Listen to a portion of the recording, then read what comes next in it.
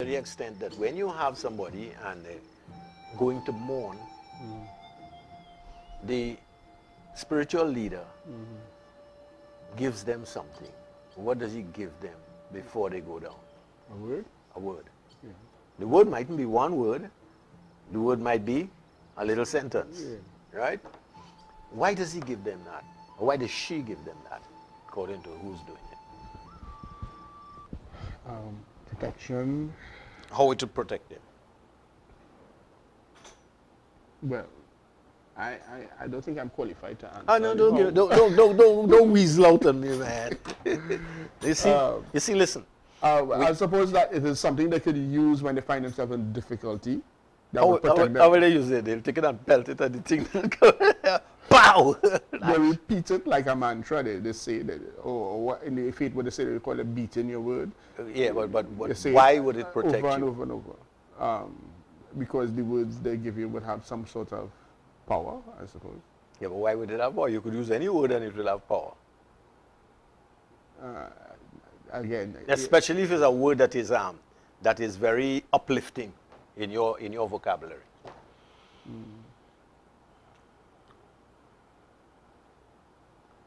What would make you fear if you're on the ground? What got to get you afraid? the unknown. Some thought that comes into your mind from nowhere. Yeah, Right? Sometimes it's thoughts that you can't even figure out where they're coming from. yeah. What would the word do? Settle your mind. Just focus your thoughts. If you're telling me, there's a going home and I'll bring my gun and I'm going to shoot you, and you're saying it all the time, and I say, Lord Jesus, save me. Lord Jesus, save me. Lord Jesus, save me. Lord Jesus, save me. Lord Jesus, save me. Where's your words going? It's going to Jesus. No, your words coming back at you, because it ain't sticking where it's supposed to stick. In other words, you're not making me scared. Right. So I'm telling you, I'm going to bring a gun. You're threatening me. But the words that you're using is negating what I'm saying. Yes, It's because canceling it locks it out of your consciousness. Right, And since it locks it out of your consciousness, it kind of penetrate into your subconscious. right. So from that logic is that we could only be hurt by what we let in. Yes. And the only reason that you let it in is because nobody has taught you how to lock it out. So when you go into that morning room and they give you that word, what they do is they give you a simple control on how to stop your thoughts, the ones that normally running around in your brain. Right. And you're going to hold that word for the whole setup if you can. All right. Well, sometimes you hear some leaders say, take yourself out of self. Or don't study what's going outside of here. Just focus on what's inside here. So let's stop and say what you said. You say, take yourself out of self. What is that person trying to tell the other one? To do not focus on the physical, the material, the troubles. Explain it to me. Yeah. From the time you're born and they set you up. Yeah. You don't do that. Don't do that. Come and sit down here. This is a chair. That is a table. Right. This is a plate. So don't think this. They establish controls, boundaries. No, they're making reality. They're making your reality, right? If you born and your mother died in the house, and a set of wolves was passing, and one mother wolf and no young one, so she pick you up. She decides she adopting you, and she drag you into the forest, and she lay your nurse and everything, and you grow up with the wolves. So you know how to howl like a wolf, you know how to run like a wolf, you know how to Be a wolf. catch bait like a wolf, catch prey like a wolf, and eat it raw. And you find that person, and you bring them, and you put them here, and you try to tell them, this is a chair, this is a table, this is a plate, this is your food, and it have meat in it. What is that child going to do? You're not going to understand what you're talking about. You're going to grab the meat, and you're going to jump off the table and go down in a corner. You might even put it on the ground and eat it, because that is how he's been trained. In fact, it is very difficult to alter that reality into the reality that you have. Yes. So, you're brought up, and you are brought up in a particular reality, and it is only reality because you have been trained to think that it is reality. Right. And the way how that reality keeps itself in your brain is that it is always talking to you. Right. So, I got that. You understand where I'm coming from? Now, the question I want to ask now. So, is the spiritual guide or the leader, the spiritual mother, saying to you that you have to leave all of that reality that you have been programmed with behind when you're going to work? Precisely. The only way you're going to see the true reality is you have to find a way to get out of that prison, because it is a prison. All right. Okay. And it's a prison that is built by everybody around you. At a point in your life when you didn't have the ability to say, well, this wrong, this right, I ain't doing this, I ain't doing that. You can't do that. You allow people who supposed to have more experience than you or knowledge to imprint your reality upon you. So the Catholic Church tells you, give me a child until the age of 7. And I'll have them for the rest of their life. And you have them for the rest of their life. And that goes for any religion or any organization that is setting up the parameters in that child's head. Yeah. Now, I am not pontificating as to whether it's good or whether it's bad or whether it's right or whether it's wrong. What I'm saying is the process by which we make reality. Right. Now, that reality does not contain inside it the ability to go outside. In fact, most people don't know that they could go outside, or if they had a feeling they could go outside, the minute they begin to touch it, they begin to get scared. Can't go outside there, I might come back and find something else operating inside my body, you know what I mean? But even before you attempt to go outside, you hear all these negative stories about people who went into areas they're not supposed to go in, and when they do that, what kind of thing could happen to you, and a certain negativity surrounding that whole attempt to go outside. So you're going to go and lie down, and you're going to go and mourn, and that's what the spiritual mother, spiritual father will get you to do. It's trying to get you outside. Because if you don't get outside, you can't have no experience. That world inside there is bigger than this little world that we have here. Right. So you have to ask yourself, why do they try to stop you from doing that? Control? If we have the ego, and the ego is talking to you all the time. They could use your ego to manipulate you. Now they could, they do. Yeah. Use your ego to manipulate yourself. Right. You're looking nice. Right? You have plenty of They will money. tell you, they tell you have to get money. Yeah. I have a friend, and he said to me one day, he says, my father told me when I was young to accumulate money. And when I accumulate money, he says, I'll feel the power of money and I'll walk about powerful. Yeah. He said, no, I have plenty money. He said, I still feel like a little fella inside. Yeah. Because He said, I was going to badge myself and walk about. Yeah. He said, but I'm still small inside. yes, keep up the appearance. Yes, I tell him, I say, so what you want is more and more things to surround you. Yeah. And the more and more you surround yourself with this, the more and more empty it becomes. Yeah, so you could never get enough. It's a never-ending quest.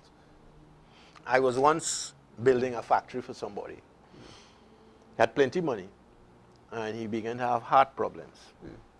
And I was sitting down with him and the guy who was the manager one day. And he just come back from abroad, and of course they'd all given him bad news about his heart. And he was saying, but they can't do that. I have big plans still, and I have to finish them plans. Right. And if I leave it, all them plans going to stop. And it is a good for the good of the community, and all the excuses. And a month later, he died. And he left everything. You understand? Yeah, yeah. And I was struck by the irony of the situation, that we always try to accumulate things that we can never carry. Yeah. And the things that we can carry, we're not trying to accumulate. Nobody's taught us how to accumulate them. Yes. Which is your spiritual development, yeah? So, everybody thinks that it's impossible to stop your thoughts. It's impossible. So for years, I wandering around, and I'd go and sit down with, I was in London, I'd go and sit down with the Tibetan monks, let them teach me a little stuff, join the Alice Bailey School, Theosophical Society, anything going. With less lectures on esoteric things I did. Yeah. Because I want to find out who I am, where I come from, where I'm going to.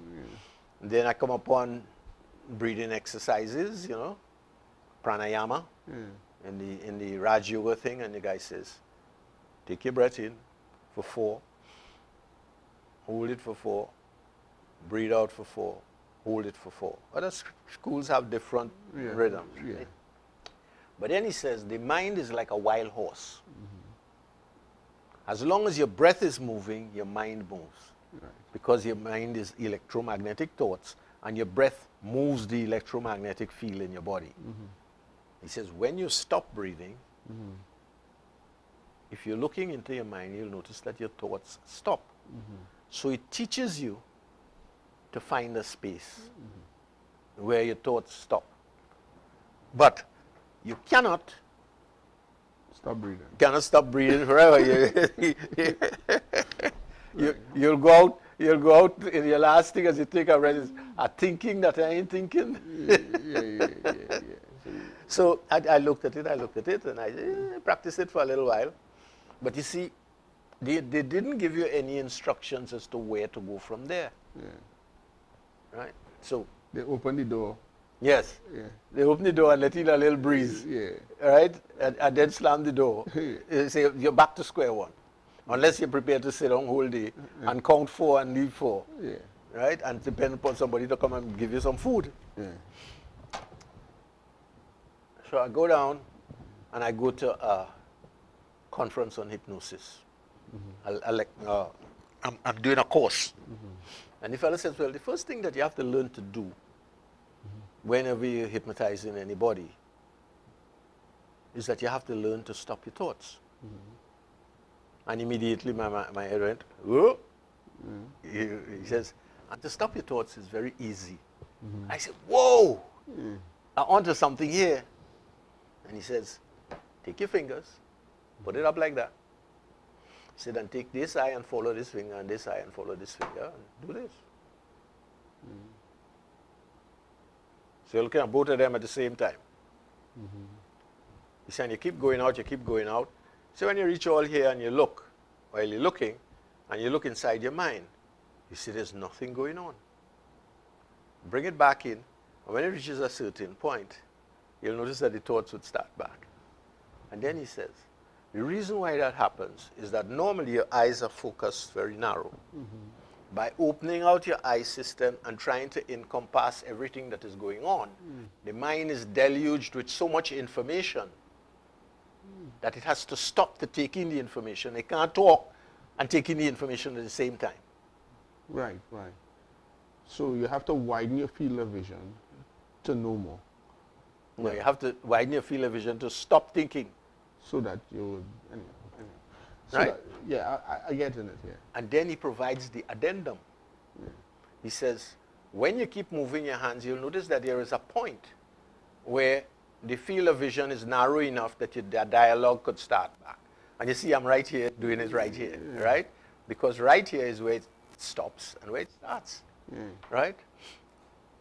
And he says, look at that point. He said, and then make a switch in your mind. Okay. And then make the switch flick to go on and flick to go off. Right. So So when you flick it up, it's like you have plenty thoughts coming in and it stops. Right. And when you flick it down and it goes off, thoughts come back in. Right. So you do that for a little while and you're sitting down here and you go click and you switch. You're still looking right here, but you've turned the switch on. You turn the switch on, your dialogue stops. Right. So you at that point you are a sponge. You're just absorbing. No, at that point you're there. Yeah. Okay. You ain't coming and you ain't going. If you ain't coming and you ain't going, the very fact that you say sponge and you're absorbing, what does that mean? You're receptive. It means that you're absorbing. Yeah. That is an act.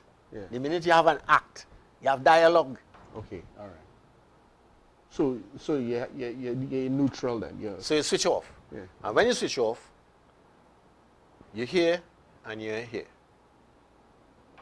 And then when you stay like that, you notice that you could hear the cars in the road. You could hear the air condition, where before you wasn't hearing it. Right. So increased awareness. And then you could hear the cars in the next road down. Unlimited increased awareness. Right? And you say, whoa, I have a whole world shut off from me. And that world is outside me. In other words, I begin to appreciate the aliveness of everything around me. Question. Is it possible that when you are in that state, you can transcend the boundaries of time and space? So I go to a seminar by Dr. Richard Bandler, who is the founder of the NLP thing, a whole new science. And he's a very charming man, very erudite man, you know, and knows a lot of stuff. So he's teaching the class, and one day he says, I'm going to give you an exercise. He said, I'm going to give you the exercise in the form of a story. He loves to tell stories. He says, I'm living in so-and-so place. I have to get to the airport. The airport is 2 hours away. I have to catch a flight in 1 hour. He said, and it's fog. You can't see. He says, so I get into my car, and I put myself in front of the terminal at the desk in 45 minutes. He says, and I get in my car and I drive in. Fog, can't see nothing, and I just drive in. So he drives to the airport, that he must be there at that time. And he reaches the airport, and when he reaches the airport, a police car pulls in behind him, and the fellow says, how the hell were you doing what you're doing? You see, he was driving through that thing like a madman. He says, and the only way I could keep out was to follow your tail lights. He said, if you crash, I'd have crashed too. He said, but I became fascinated by what it is you was doing. He didn't charge him or anything. And he walked in and he got his ticket. And he says, what I'm trying to tell you is that if you have to go somewhere and you're late, so let's say I'm here. We're doing this in St. Augustine, right? I come out in the morning. It's 7:30. I have to get into town for 8 o'clock, right? So I fix my head that I am parking my car at 5 minutes to 8, which gives me 25 minutes to get in town. I drive my car out to the corner and I meet a traffic jam. Because you have schools all around and everything, and then you're going to have traffic jam. You have to go through by you have traffic jam. You're going on the highway to have traffic jam. Normally it would take you an hour and something. And you fix your mind and you go down the road, and when you reach where you're going, there's a guy pulling out just as you're coming down, and you drive your car and park in a place where you normally would not get a park. You have to make the block a few times. If you're lucky. So you park and you go to the thing and you reach in at 3 minutes to 8. Everybody else who's come down the road with you has taken an hour and 20 minutes. Right. So we're talking about the, I don't want to use the word manipulation, but the access to the time and space in such a way that you can determine the outcome.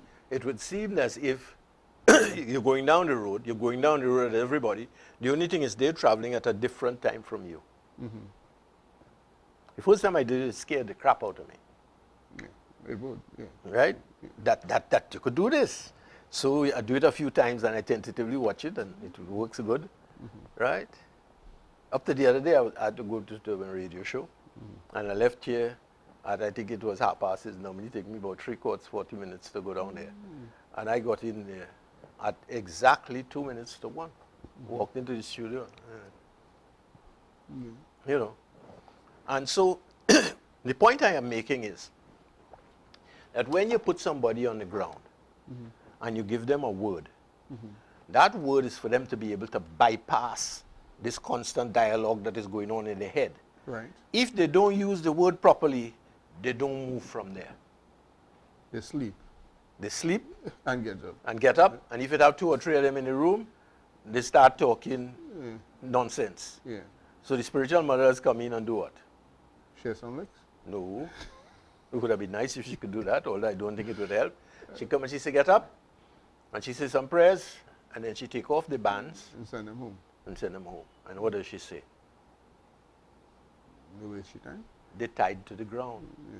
They have so much stuff here, they cannot come off the ground. Right. They're not serious. Right.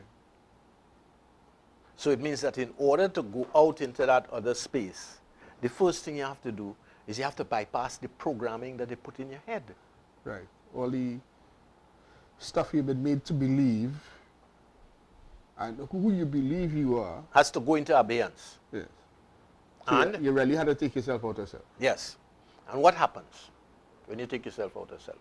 You Take out, so you take yourself out of self here, and you start going. So you're lying down, or you're in the middle of the night, and you're tramping, but you're tramping and your words going.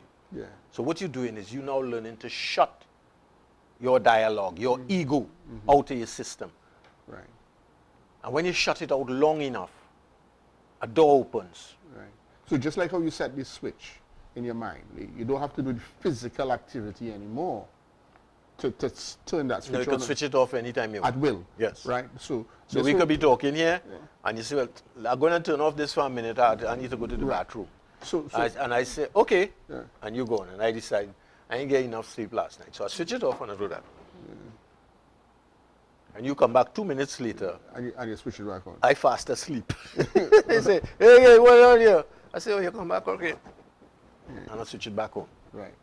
So, all right, the question is, now that was a physical activity that you was able to control mentally by creating this switch. Anytime you could control mentally, you could control anything. Right. One So- saying is that you could even control time. So I was glad that Mr. Bandler taught me that exercise. Yes, yes. So the morning process, you're going down on the ground, and you're not tied to the ground, so you're using your word and you're tramping, and you start to travel. No, you don't start to travel. It just take you a while to come out of the programming. Right. So that's why you have to go for the number of days. So what has happened? What has happened for the first few days? It's been difficult. It's the fighting. Yeah, it's been difficult because the ego will be fighting to save itself, Yes, right? yes, So really, after you go through the morning process, you're supposed to really come out a different person. yes. Because you're now in control of that ego. No, you're supposed to be a little bit more in control, Right. right?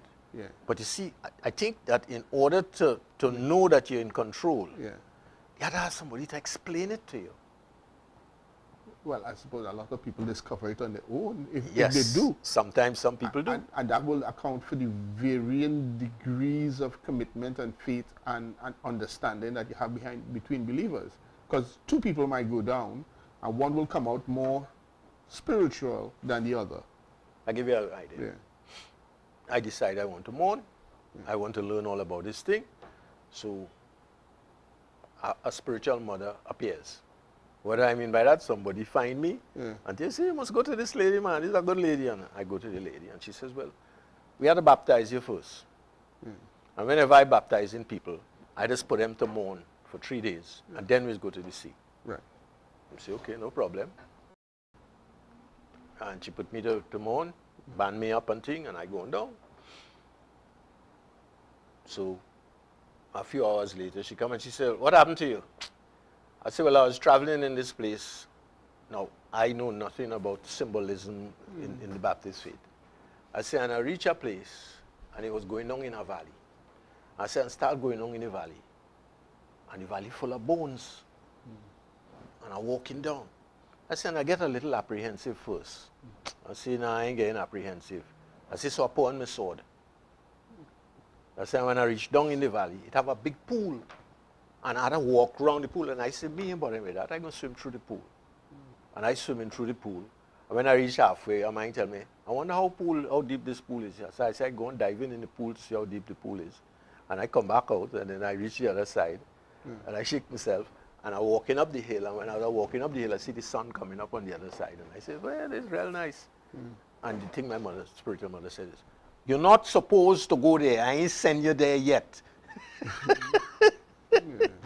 She said, what sword you have? I said, well, a sword. I make my sword. When you're in that world, you could make a sword. So I make a sword out of light, and I put it there. Anybody attack me is blade. Right? She get totally confused. because I wasn't following the protocol. Right. But she make a mistake. The mistake that she make is she didn't know that I had been practicing things for a little while and have an idea of how to come and go out of that world. Right. You understand? Most people don't have. So the thing that puts the Baptist faith far removed from any other is its ability to put you down and introduce you personally to your spiritual self.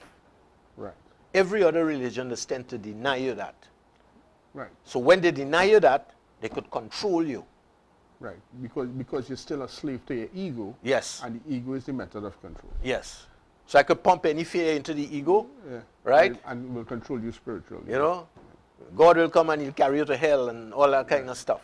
So you never find out what it is about in the first place. Right. So the question that positive, just like how we made the switch. So now we made the switch so we could switch off the dialogue at will. So we find that spot, make that switch. So we go into moon, right? We had our battle with the ego. We started travel. If you're switching off that switch a long time, you ain't have no battle with nothing. They put you to lie down there and 5 minutes later you're gone. Right. So can you create a switch or a mechanism for the travel as well as the dialogue? You don't have to, once you shut off the dialogue, you'll travel. It's the dialogue that just keep you bound here. All right. Okay. So I was just trying to figure out if it was two separate processes or if it was the same process. It's the same process. Right. Okay. So anybody you find who have control of the dialogue, the ability to shut down the dialogue, Right. All the Right? nonsense that you're telling yourself. Yeah. have the ability to become very psychic.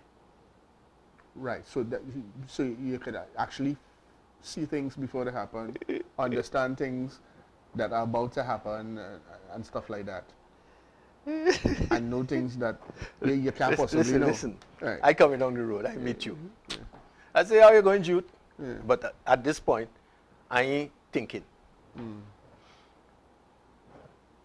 Like you didn't get nothing last night, boy. Yeah, Mayors get off my head. yeah. You understand? Because you're in tune. If my mind has no thoughts, and I walking down the road, and your mind has thoughts, your mind have a lot of electronic noise. So it's like a transmitter receiver. I'm transmitting, and because you have no thoughts, you're receiving. I am a receiver. If I want, I could lock you out Yeah. because I ain't want to listen to junk, Right. right? So I remember the first time that I started stopping thoughts. I said, well, God, now I'll find out the whole world and what's going on. Yeah. And I'm going down the road, and I want to see it. I want to take a little liberty. And all I reading is shit. I had to pay my bill. I do say, and you see when I go down the road, she tell me anything, I go cause she. No positivity at all. It have positivity, what they think, what they consider to be positivity. But you're waiting for somebody to say, well, that thing that America doing in Syria with against Putin and them, that could drop into a world war with nuclear weapons and all kind of thing, you know. And you're thinking all the odds, and then you're thinking of how that would work out and what the future might lie. The fact that you're eating a whole heap of poison food and you know you're hard to get out of it. Yeah. You understand? Some critical thinking, you're looking for that and you're finding it. You're finding that. Nobody, they're just running along. You understand? So what did I do? You just go back to... I shut it down. Yeah, you shut it down. No, I ain't want to participate in that. Yeah, because that will make you start to become the same thing. Yes, because, you get thrown back into the same ego trap. Right, that's where they say, show me your friends and I can tell you who you are. Because when you are around people like that, even though you haven't shut down the dialogue, at some level you're still receiving that negativity. Right, so if you're in a group of negative people, you yourself become negative. Yes. Yeah.